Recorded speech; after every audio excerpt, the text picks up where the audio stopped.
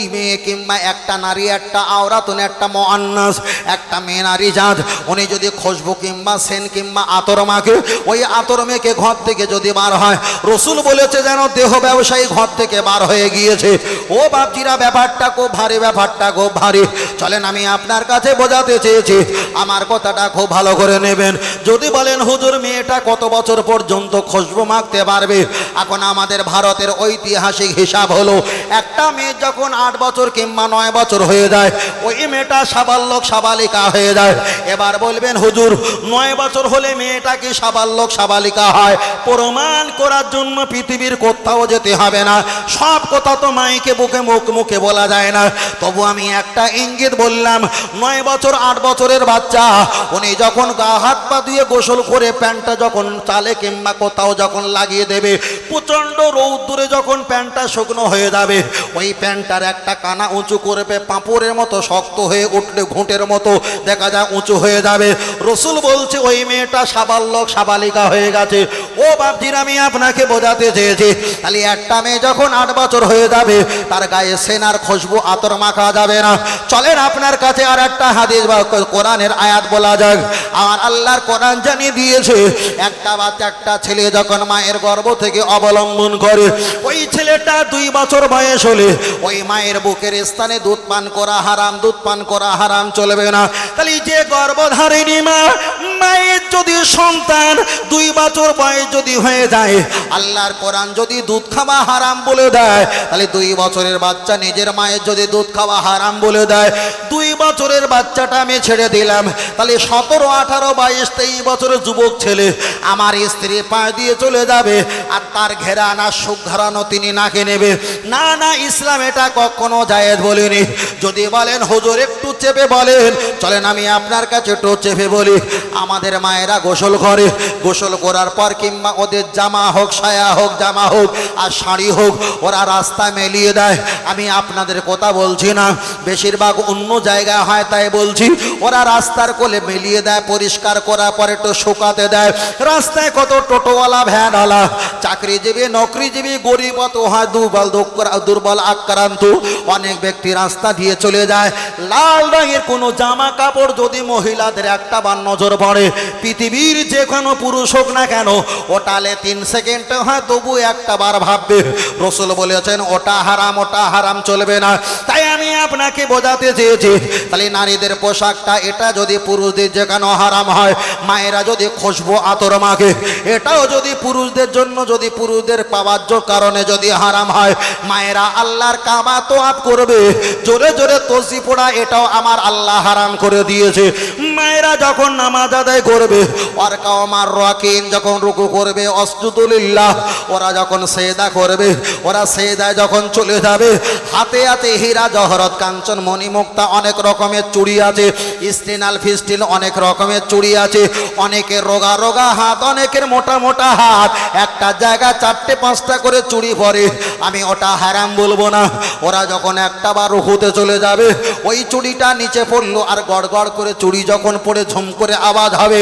বুখারীর হাদিস, নবী আমার বলেছেন, মা কুল্লি দারসিন শাইতান ও আকামা ক্বালা আলাইহিস সালাম, নামাজ পড়ছিলেন নারী জাত ভালো ভালো, কিন্তু একটা লোহার চুড়ি, কাঁচের চুড়ি আর 5টা চুড়ি যখন ওর গায়ে পড়ে ঝুম করে বেজে উঠেছে, রসুল বলছেন মা কুল্লি দারসিন শাইতান, ওটাই হলো বাদ্যযন্ত্র।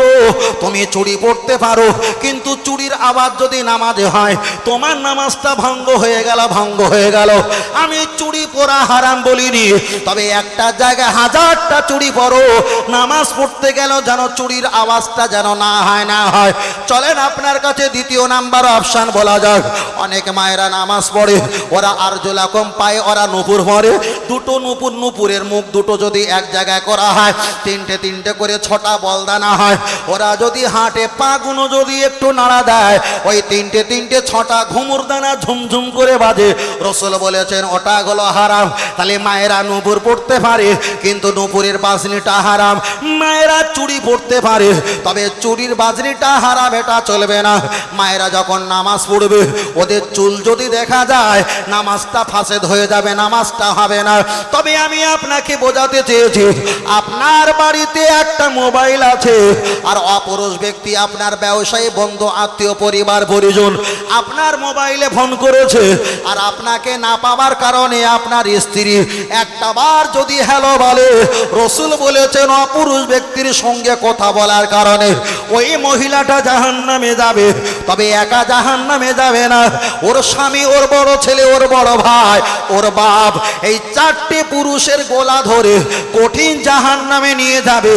তাহলে এক নম্বরে ছিল গীবত করার বিষয়, জেনে শুনে গীবত করতে হয়।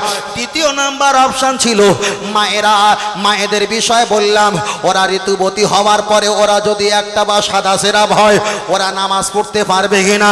তৃতীয় নাম্বার আপনাদের বললাম, মায়েরা হাতে চেহারায় খুশবু কখন উত্তরে মাখতে পারবে। সবাই বলো, বললো ইয়া রাসূলুল্লাহ, ইয়া হাবিবাল্লাহ, জোরে জোরে ইয়া রাসূলুল্লাহ, ইয়া হাবিবাল্লাহ, জোরে জোরে ইয়া। বাবা একটু সাউন্ড দাও মাইকের, ছেলেরা একটু সাউন্ড দিতে বলো, আরো জোরে ইয়া রাসূলুল্লাহ দাও, আওয়াজ দাও একটু বাবু। নেই আর ওই কানে, ও ব্যামোর কানে লাগছে, ও ব্যামো সামনে গিয়ে বসেছে, তো ওখানে গিয়ে বসোস কেন? এখানে এসো, এখানে এসো, এদিকে আসো। বড় ভাই সে যেখানে গেলে ভূতের ভয়, সেখানে গেলে রাত পোহায়, ও সামনে গিয়ে বসেছে।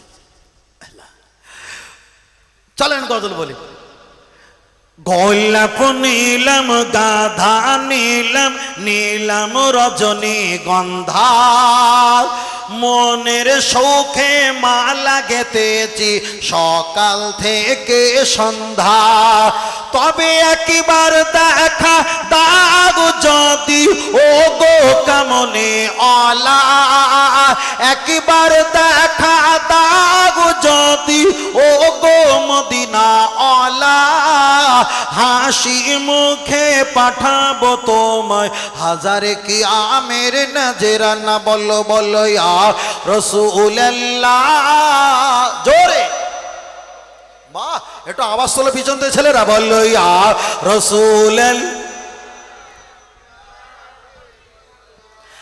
লাল ফুলকে প্রশ্ন করি তুমি রংটি কোথায় পেলে, ওহদ ময়দানে নবীজি রক্ত লাল ছিল বলে।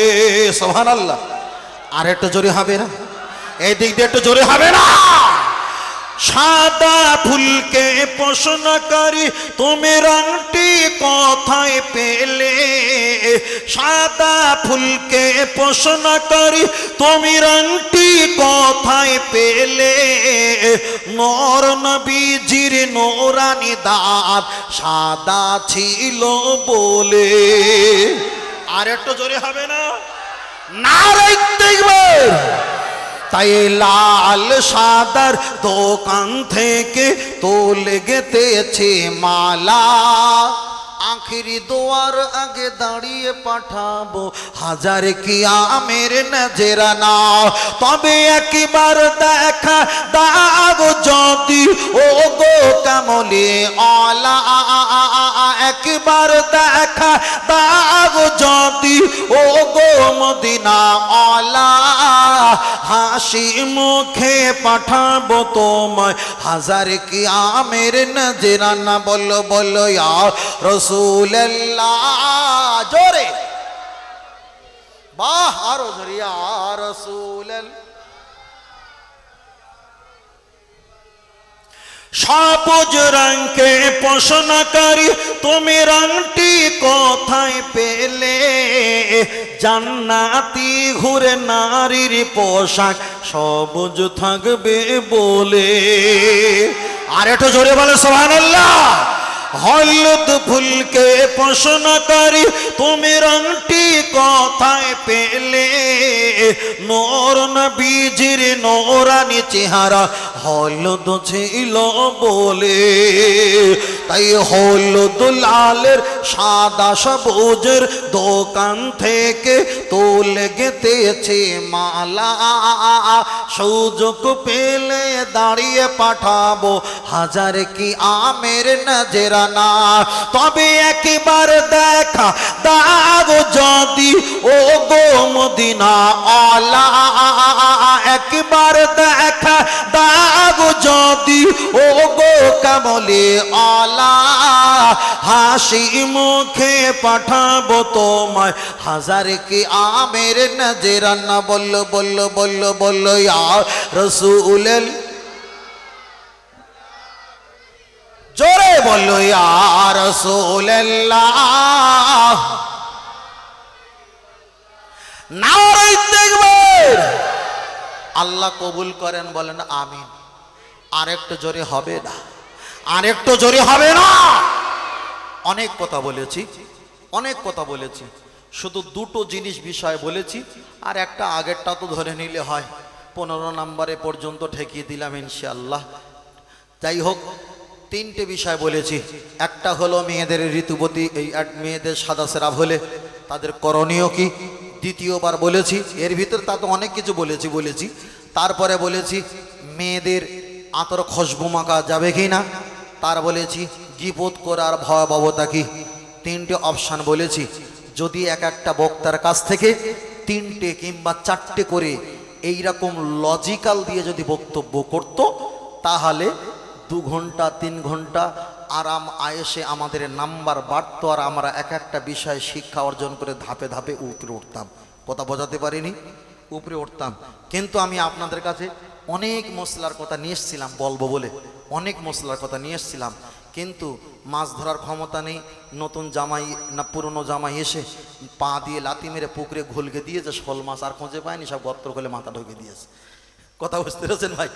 আর খুঁজে পাইনি। তবে ছেলেরা যারা আছেন তাদেরকে অনুরোধ বিনিময় করে বলছি, ফেসবুকে ওই যে মেয়েদের ছবি দেওয়া আছে আর মেয়েদের নাম লেখা রয়েছে, সুইট ক্যামেরা ফটো তোলা রয়েছে, বাপ ও প্রোফাইলে যা দেখতি সব ফেক।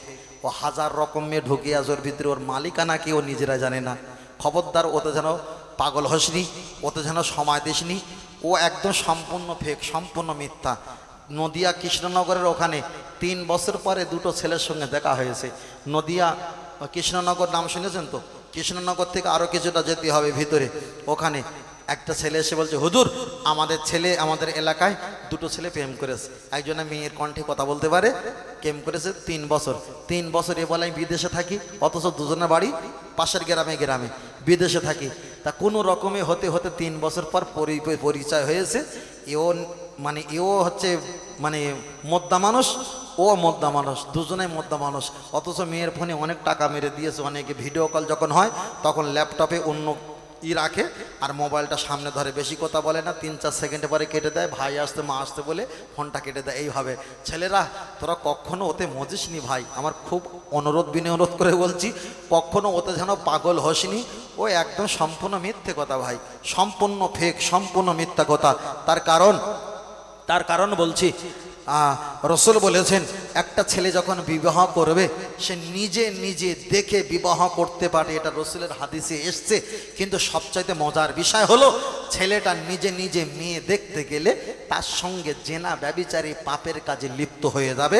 আর জেনা ব্যভিচারী পাপের কাজে লিপ্ত হয়ে গেলে ওই ছেলে আর মেয়ের মাঝে আল্লাহর গজব ছাড়ার কিছুই থাকে না। আমি অস্বীকার করিনি যে ছেলে আর মেয়ে দেখাশোনা করে বিয়ে করা হাদিসে নেই, এটা আমি অস্বীকার করিনি, আছে।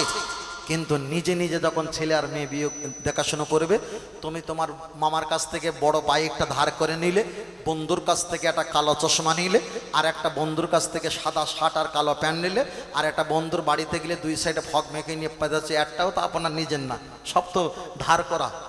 আপনি যে তা প্রেম প্রীতি করলেন, জ্ঞানগুণ 6 মাস, কপালের দুঃখ কত মাস, কপালের দুঃখ কত মাস। ছেলেরা যারা দেখছো ড্যাম করে আমার দিকে ড্যাম করে তাকিয়ে আছো, আমি তাদের অনুরোধ করে বলছো, ছেলেরা আজকের মাহফিল থেকে শিক্ষা নিতে হবে। আমরা ছেলেরা 20,000 টাকার মোবাইলে ডুবে গেছি, আমাদের মসজিদ চলে যাচ্ছে, 20,000 টাকা দামের মোবাইলে ডুবে আছি, মাদ্রাসা চলে যাচ্ছে। আগামী দিনে মসজিদে নামাজ পড়া আমাদের কষ্টদায়ক হয়ে যাবে। 3 জন সিভিক পুলিশ দিয়ে দেবে, নামাজ পড়তে গেলে ওরাই ফোন করে দেবে, পুলিশ হাঁ হাঁ করে এসে আপনার মসজিদে নামাজ পড়তে বন্ধ করে দেবে, মাদ্রাসা নামাজ পড়তে মাদ্রাসা শিক্ষা বন্ধ করে দেবে, ঈদগায় মাটি দেওয়া বন্ধ করে দেবে, গরুর গোস্ত খাওয়া বন্ধ করে দেবে, এনআরসি ধাওতাবাজি বাজিয়ে মুসলমানকে জেলখানা কারাদণ্ডে মাটির তলায় আয়না ঘরের ভিতরে ঢুকিয়ে রাখবে। নতুন করে কাশ্মীরে যেটা গণহত্যা হলো, কেউ বলছে সিঁদুর দেখে দেখে মেরেছে, কেউ বলছে না লুঙ্গি খুলে দেখে দেখে মেরেছে। আদৌ সব ধাওতাবাজি, মিথ্যা কথা। হিন্দু মুসলিম উভয়ে মরেছে জঙ্গি মাওবাদী। আর জঙ্গি মাওবাদীর ভিতরে খেলা ছিল আমাদের সরকারের, কথা বুঝতে পেরেছেন? খেলা ছিল। এই খেলা দেখিয়ে পাকিস্তানের বিরুদ্ধে ঘোষণা করবে, সব ধর্মের মানুষ এক জায়গা হয়ে যাবে, আমাদের এগেনস্টে লেগে যাবে। কথা বোঝাতে পারিনি?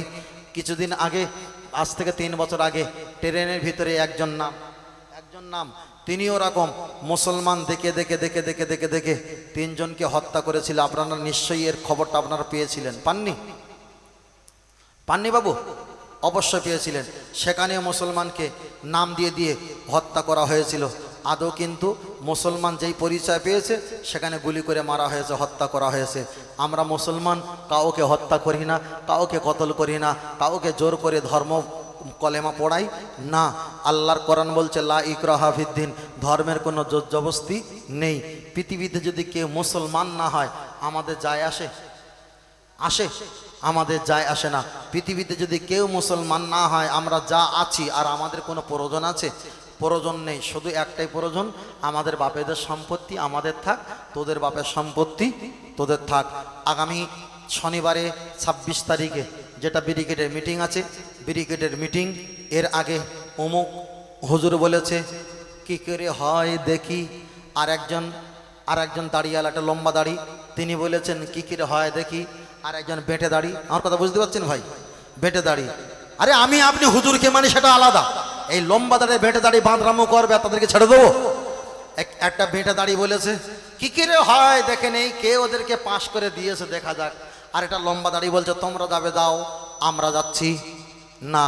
মানে ওর বড় বোনের, খালাতে বোনের, বড় সম্বন্ধীর, মামাতুনের ভাইজির মেজনন্দের ছেলের একটা ছেলে এসছে, ওই দিন ওর মার বিয়ে হবে, সেই দিন যাবে, কিন্তু ওই দিন ও যাবে না। কথা বোঝাতে পেরেছেন? হ্যাঁ, ওই দিন যাবে। ফের বলছি, এইসব হারামখোর টুপিওয়ালা দাড়িওয়ালা কিছু ছ্যাঁচড় আছে, কিছু ছ্যাঁচড়, এদের পিছনে আপনারা পা দেবেন না।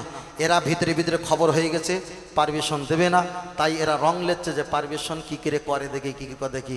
আগামী কালকের বেলা 1টা কিংবা 1:30টার ভিতরে দোয়া চাইবে ইমাম সাহেব হুজুর, ফজরে দোয়া চাইবে। আল্লাহ যেন পারমিশন করার একটা সুপথ আল্লাহ যেন দেখিয়ে দেয়, বলেন আমিন। আর এটা সকলে বলেন আল্লাহুম্মা আমিন। সকলকে বলছি দোয়া করবেন আল্লাহ যেন পারমিশন দেয়।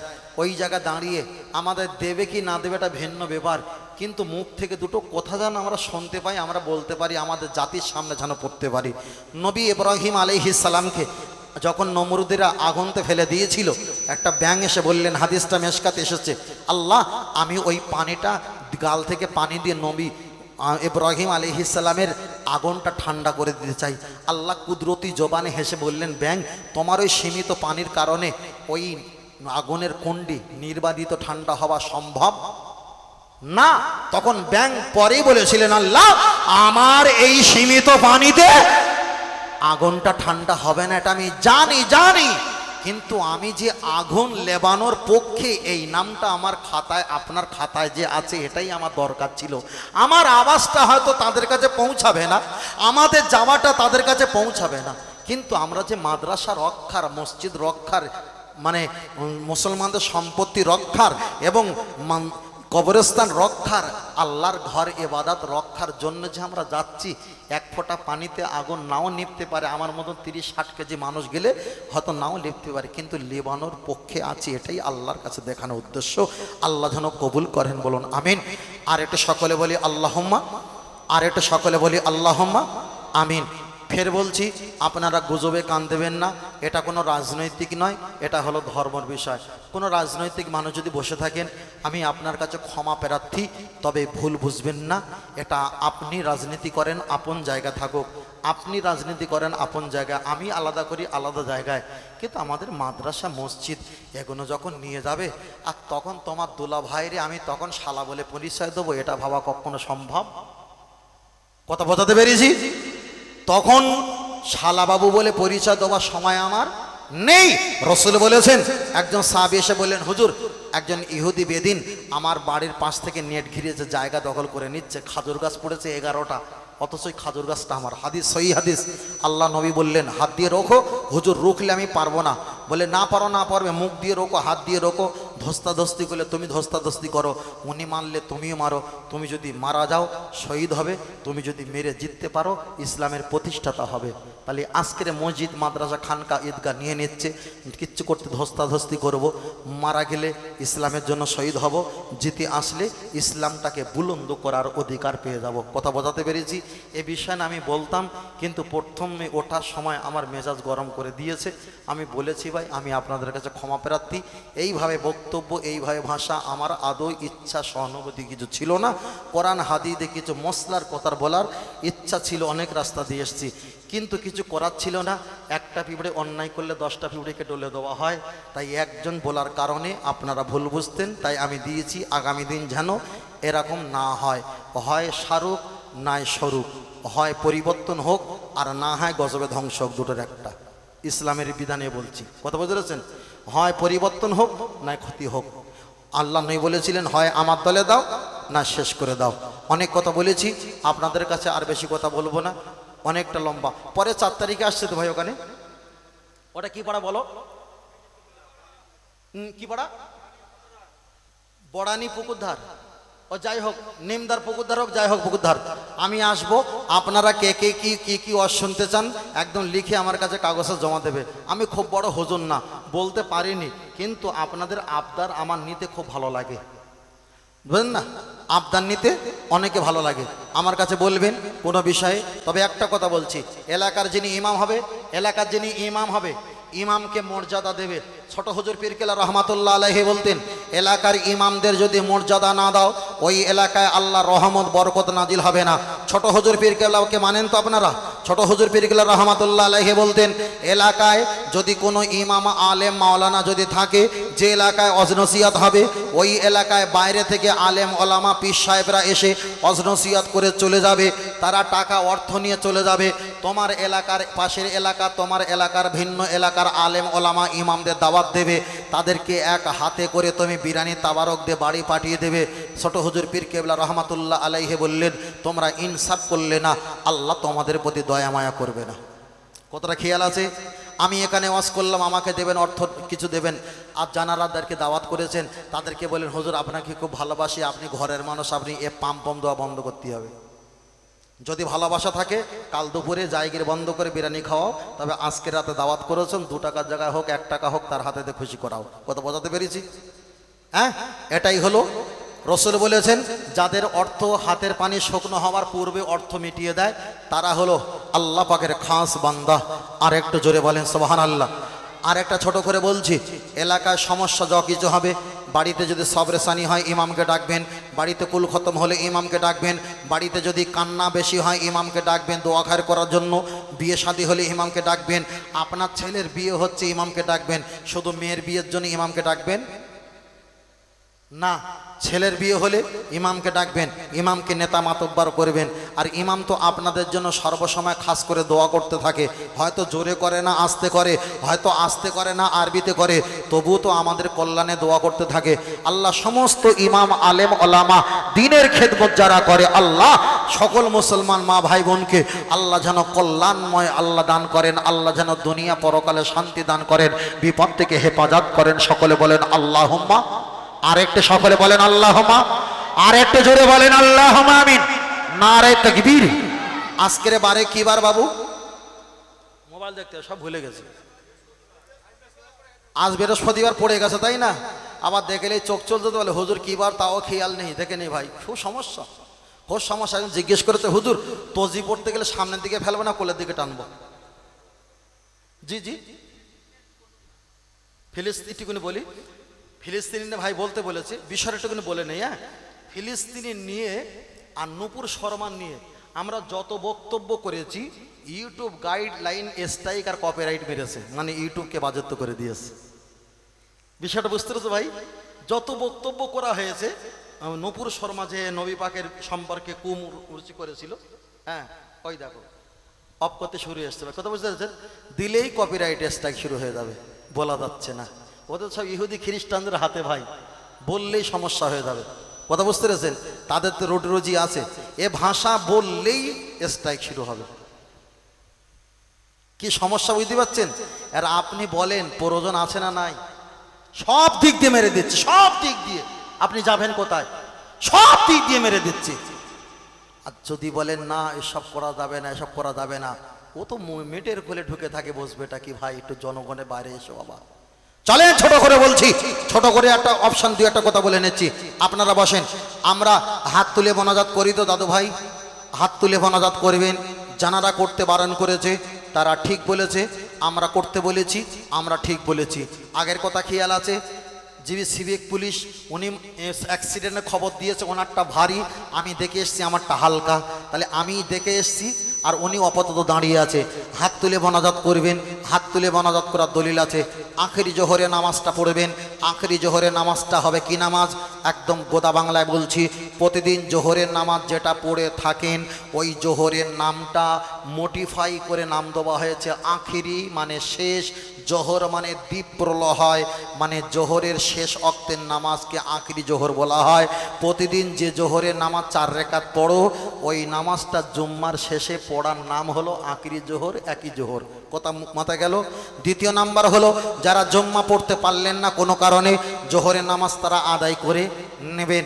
তৃতীয় নাম্বার হলো, যদি কেউ দূরে চলে গেছেন রোজা রেখে, নফল রোজা হোক ফরজ রোজা হোক, আপনি অনেক দূরে চলে গেছেন মুসাফির হালাতে, কষ্ট যদি হয়ে যায় আপনি রোজাটা ভঙ্গ করে দিতে পারেন, সমস্যা নেই। তবে জোহরের 4 রাকাতের জায়গায় 2 রাকাত পড়তে পারেন নামাজ, কিন্তু রোজাটা ভঙ্গ করে দিতে পারেন। হাদিস ইনশিতা ফাসুম, কষ্ট যদি না হয় রোজা রাখো, ওয়াইনশিতা ফাকতুর, জীবন চলে যাবার আশঙ্কা হলে রোজাটাকে ডিলিট করে দাও। কেউ যদি বলে মরে যাব রোজা ভাঙবো না, সে মূর্খমি কথা বলেছে, ইসলাম সে বোঝে না। হলো তৃতীয় নাম্বার অপশন হলো দাঁড়িয়ে প্রস্রাব করবে। দাঁড়িয়ে প্রস্রাব করা জায়েজ আছে আছে আছে। যদি বলেন কেন? আপনি রাস্তা দিয়ে যাচ্ছেন, সকল জায়গায় ময়লা, রাস্তায় পায়খানা প্রস্রাব আছে, ঢিলা জামা বসলে পায়খানা লেগে যাবে, জুতো লেগে যাবে, উঠতে গিয়ে পায়ের সমস্যা, হুমড়িকে পড়ে যেতে পারি, একটা জামা গন্তব্যস্থানে যাওয়ার মতন আমার পরিবেশটা নষ্ট হয়ে যাবে। রসুল জীবনে একবার দাঁড়িয়ে প্রস্রাব করেছিলেন, রসুলের ওই হাদিসটা মেনে নিয়ে আপনি পরিস্থিতি স্থানকাল পাত্র হিসাবে দাঁড়িয়ে প্রস্রাব করতে পারেন, জায়েজ জায়েজ জায়েজ, কোনো সমস্যা নেই। যারা প্লেন চেপেছেন তারা ভালো বলতে পারবে, প্লেনের টয়লেট টিস্যু ব্যবহার করতে হয় 4-5 রকম। আমি 18 থেকে 22 বার আপ ডাউন করেছি, আমি একটু হলেও জানি। সেখানে নরম পাতলা ভিজে মেয়েদের অনেক রকম টিস্যু আছে, আপনি ব্যবহার করবেন। ওখানে দাঁড়িয়ে প্রস্রাব করতে হয়, বসে প্রস্রাব করার সুব্যবস্থা নেই, তাহলে দাঁড়িয়ে প্রস্রাব করা জায়েজ, এতে কোনো সমস্যা নেই। চলেন চতুর্থ নাম্বার বলছি, মায়েদেরকে বলছে, পুরুষদের বলছে চতুর্থ নাম্বার, আপনারা হাত তালি মারবেন না। ডান হাতে লেখা আছে 1-এর পিঠে 18, বাম হাতে আছে 8-এর পিঠে 81, 81 আর 18 হলো 99। আল্লাহ পাকের গুণবালী নাম 99। তালি মারা শরিয়াতে হারাম হারাম। খুশি হলে আলহামদুলিল্লাহ বলো, বিপদে পড়লে ইন্নালিল্লাহ কিংবা লা ইলাহা ইল্লা আনতা সুবহানাকা, এই দোয়া পড়ো। তালি মারা যাবে না। যারা হরিকতি, আমলকি, বয়ডা, অর্জুন, কালমেঘ, রজনী, বিমান, তুলসী, শেখর, শান্তি, মুসাফি, দিলবার, রাকেশ খৈনি, রাজা খৈনি, রাজা খৈনি, চুটকি খৈনি, গোয়া খৈনি, কলকাতায় কোচা খৈনি, মেশিংয়ে যারা খায় ডলাডলি করে 3-4 ছাপ্পড় মারে। হানাফি মাযহাবের মশলা হলো তামাক খাবে খাও, কিন্তু তালি মারা শরিয়াতে হারাম। কথা খেয়াল আসলো? চলেন 6 নাম্বার অপশান বলছি, আমার দিকে তাকান। 6 নাম্বার অপশান বলছি, যারা বিড়ি খাবেন, আমি হারাম বলছি না, হালাল বলছি না, তবে রাসূলুল্লাহর হাদিস বলেছে কুল্লু মুসকিরিন হারামন, সমস্ত নেশা দ্রব্য জিনিস হারাম। কোরআন বলেছে জেনে শুনে ইচ্ছা করে খারাপ জায়গায় পা দেওয়া কাবিরা গুনাহ। কোম্পানি লিখে দিয়েছে তামাক হলো ক্যান্সারের লক্ষণ, জেনে শুনে সেবন করা হলো কাবিরা গুনাহ। আপনি জেনে শুনে কাবিরা গুনাহ যখন করবেন, ফাকাদ হাবিতা আমালুহু, তোমার আমলগুলো অহুয়া ফিল আখিরাতি, পরকালে মিনাল খাসিরিন, আল্লাহ ধ্বংস করে দেবে। তাহলে আপনি যখন মসজিদে যাবেন, কাঁচা পেঁয়াজ, কাঁচা রসুন, কাঁচা গাজর, মূলা এগুলো খাওয়া মাকরুব, কেরোসিন তেল ব্যবহার করা মাকরুব, বিড়ি খেয়ে কুল্লি করে দুর্গন্ধ যায় এটাও মাকরুব। আপনি কুল্লি করলে দুর্গন্ধ যাবে না। যারা বিড়ি সিগারেট খায়, ওয়াশ করলে মাইকের ফোন দুর্গন্ধ, মোবাইলের কভার পর্যন্ত দুর্গন্ধ, যে বালিশে মাথা দেয় সেও দুর্গন্ধ, যে কাঁথা মুড়ি দেয় সেটাও দুর্গন্ধ, যে ঘরে শুয়ে থাকে সেটাও সুগন্ধ, না কি ভুল বলছে? ওটাও দুর্গন্ধ। ও যে যেখানে বসে থাকে সেটাও দুর্গন্ধ, গা দুর্গন্ধ, জামা দুর্গন্ধ।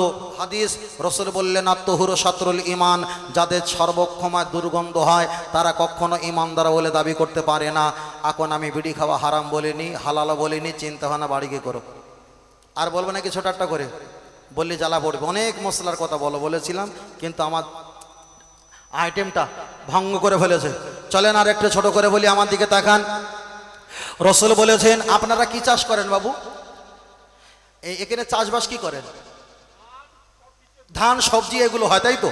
ব্যাস, তাহলে ওই একটা মশলা বলে দেই। মশলাটা খুব ভারী, ছোট করে বলছি। যারা ধান চাষ করেন, সবজি চাষ করেন, ফলমূল যারা চাষ করেন, তাদের জন্য একটা হাদিস। রসুল বলেছেন, লা তাকুমুস-সা, আল্লাহ কিয়ামত অতদিন পর্যন্ত দেবে না যতদিন না পর্যন্ত এক শ্রেণীর উম্মাত দলে দলে ঠাকুর দেবদেবীদের সাহায্য না নিয়ে বেঈমান যতদিন না হবে ততদিন আল্লাহ কিয়ামত দেবে না। দলিল, যারা আখ চাষ করেন কিংবা সবজি চাষ করেন, পাট চাষ করেন, সবজি কিংবা খ্যাত কিংবা বিচুলি ধান বীজ ফেলেন, কিংবা আপনারা ফুল চাষ করেন, আপনারা খ্যাত চাষ করেন, 3টে 4টে খড়ে বিচুলি তড়পা বলেন না, মুড়িয়ে মুড়িয়ে ডান হাত বাম হাত, ডান পা বাম পা, খড় গুলি একটা মাথা বানিয়েছেন, বড় একটা সাদা কিংবা লাল জামা পরিয়েছেন, পিছনে একটা বাঁশ দিয়ে উঁচু করে দিয়েছেন। পাখিগুলো, পক্ষীগুলো, বিড়ালগুলো, কোটাস শিয়াল দেখে মালিক দাঁড়িয়ে আছে, গেলে আকাশ ছোঁয়া চড় মারবে।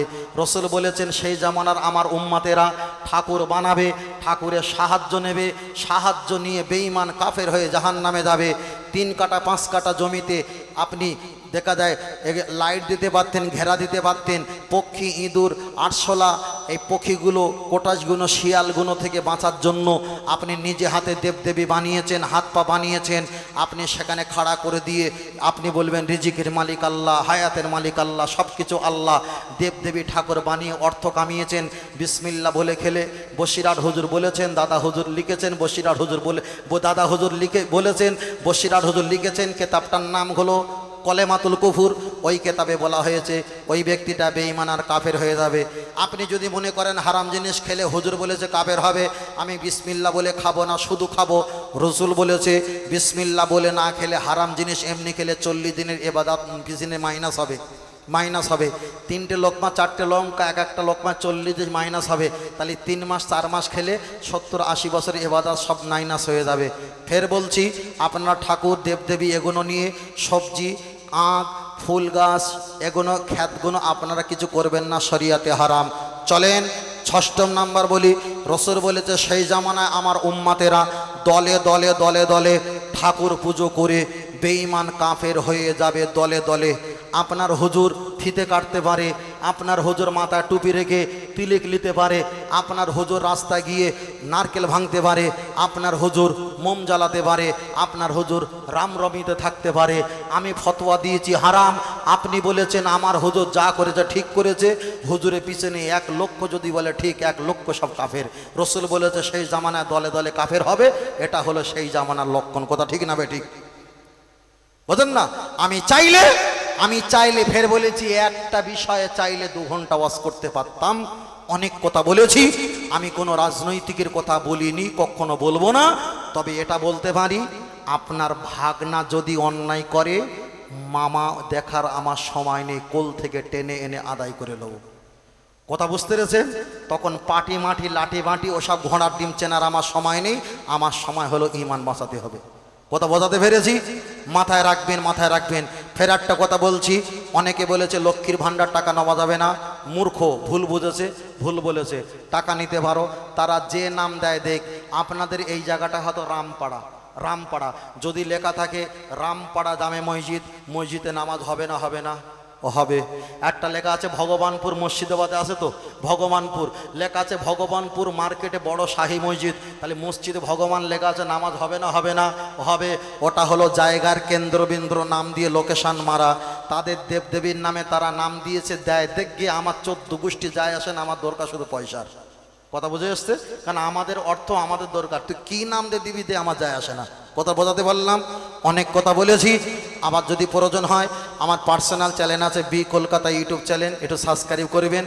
আর সঙ্গে থাকে বিটিএইচ মিডিয়া, সঙ্গে থাকে হক ফুরফুরা, হানাফি মজাহাব, আহলে সন্নাত আল জামাত, সন্নি আকিদা, ফুরফুরাফি দাদাপির বশিরাত আল্লামা রহমাতুল্লাহ আলাইহির পথ মতের উপরে দাঁড়িয়ে আমরা বক্তব্য দেই। ছেলেরা এতগুলো ফুল দিয়েছে, কেউ হয়তো বলবে এগুলো দেওয়া দরকার ছিল কি? কোরআন বলেছে খুজু জিনাতাকুম ইনদা কুল্লি মাসজিদিন, যেখানে তোমরা ইবাদত করবে সেখানে পরিষ্কার পরিচ্ছন্নতা হও। এখানে ফরজ ইবাদত নাও হতে পারে, সুন্নাত নাও হতে পারে, ওয়াজিব নাও হতে পারে, তবু চলছে নফল ইবাদত। তাহলে এখানে যখন ইবাদত চলছে, খুশবু ফুল লাগিয়েছে, এটা কোরআনের আইন অনুযায়ী জায়েজ। হাদিস, রসুল বলেছেন বালঘমিও সাল্লনা, আমি নামাজকে পছন্দ করি, আন্নাল মার আতা, আমি নারীজাতকে পছন্দ করি, তৃতীয় নাম্বার ফুলের খুশবুকে পছন্দ করি। তাহলে ফুলের খুশবু তৃতীয় নাম্বার পেয়েছি, এটা জায়েজ। চতুর্থ নাম্বার, রসুল যখন মিরাজ থেকে নিচে আসছিল, আইদিয়াকুম হাত দিয়ে পাসিনা ঘাম যখন ফিল আরদা মাটিতে ফেলে দিয়েছিল, আল্লাহ গোলাপ ফুলকে সর্বপ্রথম আবিষ্কার করেছিল। তাহলে নিশ্চয়ই এটা আমার অখলাকা কুল্লা শাইইম মিন নূর, আমার রসুল পাকে নূরের সৃষ্টি হয়েছেন। আর একটু জোরে বলেন সুবহানাল্লাহ। কোনটা বলবো আর কোনটা না বলবো? কথা বোঝেন না? কোনটা বলবো আর কোনটা না বলবো? অনেক কথা বলেছি, অনেক কথা হয়েছে। আল্লাহ চাইলে আবার ইনশাল্লাহ দেখা যাবে। ফের আপনাদের আগামী বছর জলসা দেবেন, আমাকে দাওয়াত করবেন না, করবেন না, করবেন না, অন্য দোকানে মাল খাবেন। তাহলে আগের দোকানটা ছেড়ে দেওয়ার পর কতটা জ্বালা, কতটা কষ্ট, অনুভবটা সহজ হবে। ঠিক না বে? ঠিক। আসি, সালাম পড়ি। ইয়া নবী।